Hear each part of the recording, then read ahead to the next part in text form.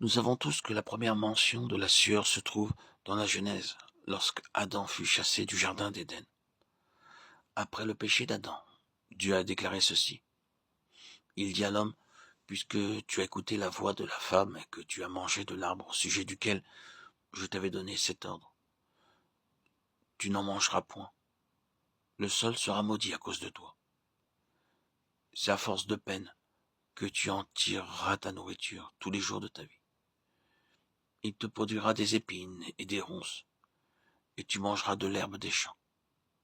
C'est à la sueur de ton visage que tu mangeras du pain jusqu'à ce que tu retournes dans la terre, d'où tu as été pris, car tu es poussière et tu retourneras dans la poussière. Genèse 3, 17, 19.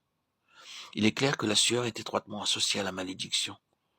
À cause de la malédiction, la terre produisit du fruit, parce que l'homme faisait des efforts, et ces efforts provoquaient la sueur.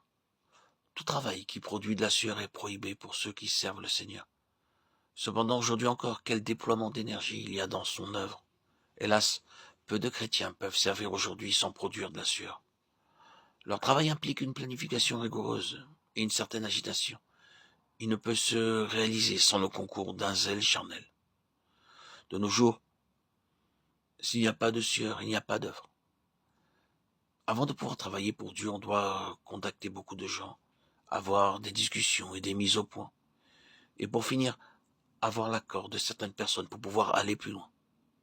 Car attendre tranquillement devant le Seigneur pour recevoir ses instructions, c'est hors de question. Cependant, dans un travail spirituel, le seul facteur que l'on doit prendre en compte, c'est Dieu. L'unique personne que l'on doit contacter, c'est Dieu. Oh, la valeur d'une œuvre spirituelle, c'est qu'elle procède de Dieu, et comme elle dépend de lui, l'œuvre se fait. Et c'est un travail qui ne produit pas de sueur.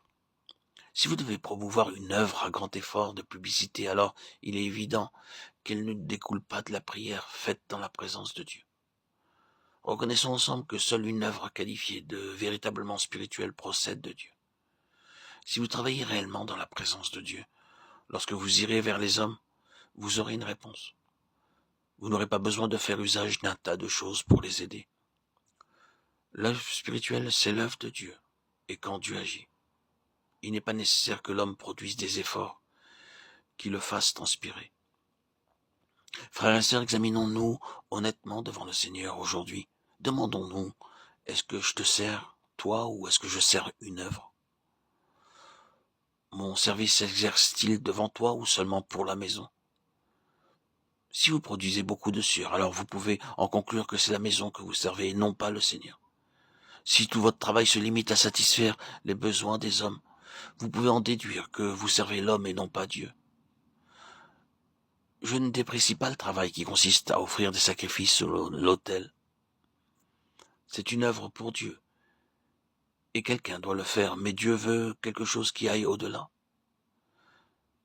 Dieu ne peut pas s'assurer le service d'un grand nombre des siens, car peu sont disposés à laisser de côté les sensations agréables et l'excitation qui surgissent de la cour extérieure. Ils ont un réel penchant naturel pour servir les autres. Mais qu'en est-il de nous? Oh, qu'aujourd'hui nous puissions dire au Seigneur,